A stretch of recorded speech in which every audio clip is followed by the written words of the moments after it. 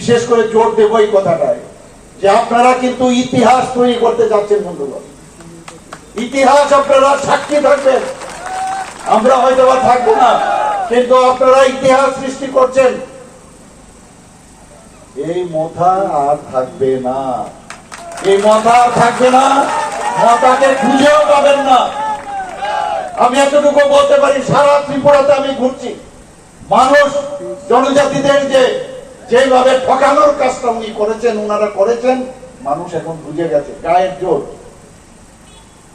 পায়ের নিচে মাটি সরে গেছে। এর জন্য এই গুন্ডামি, হুঙ্কার, মানুষকে মারধর, ক্যান্ডিডেটকে মারধর, আমাদের মন্ত্রী বাহাদুরদের তাদের গাড়ি আক্রমণ, কোন অবস্থায় গেছে? মানুষ শান্তি চায়, মানুষ চায় শান্তি। আমাদের আর কিছু চাই না। আমরা কি চাই?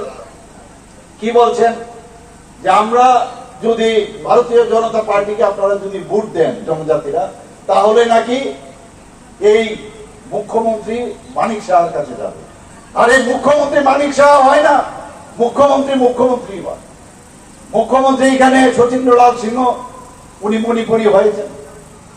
এখানে মুখ্যমন্ত্রী ট্রাইবেল লিডার দশরথ দেববর্মন হয়েছে। এখানে এসসি সম্প্রদায়ের মুখ্যমন্ত্রী হয়েছেন, এখানে বাঙালি তো হয়েছেন। মুখ্যমন্ত্রী আবার আলাদা হলে একটা বিচিত্র কিছু হবে। তাহলে এই যে দশরথ বাবুর সময় কি বিচিত্র হয়েছে, আজকে যে কথাগুলো মানুষকে কিভাবে ভুল বোঝানো যায় সেইগুলো করার চেষ্টা করছে বন্ধুগণ। আমাদের যে ইচ্ছা, আমাদের ভারতীয় জনতা পার্টির যে ইচ্ছা, আমরা ওই দিন হাতি দিয়ে হাতির উপর চড়ে ওইসব ব্যক্তির দরকার নেই। ঘোড়া চড়ে, এখন গণতন্ত্র, ঘোড়া চড়ে টক করে আসে, এই ধরনের লিডার আমাদের দরকার নেই। আমাদের যে ঝুমিয়া সম্প্রদায়ের যে আমাদের ব্যক্তি, তার লিডার আমাদের দরকার। আমাদের জনজাতিদের যদি প্রকৃত উন্নয়ন করতে হয়, তাহলে একমাত্র ওনারাই পাবেন। আজকে আপনারা ভাবুন, দেশের জন্য যে উন্নয়ন কে করছে, একটা চাইওয়ালা, আপনারা জানেন চাইওয়ালা আজকে বড় বড় ফ্যামিলি থেকে আসতেন।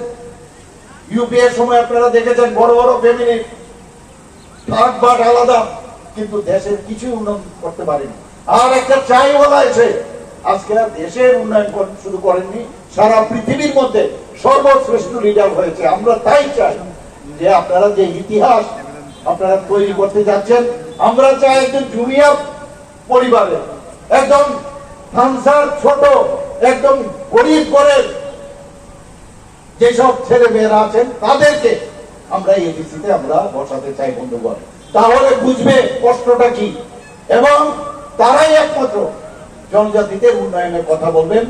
এবং আমাদের উদ্দেশ্য যে এই ধরনের ব্যক্তিরাই এডিসিকে চালান।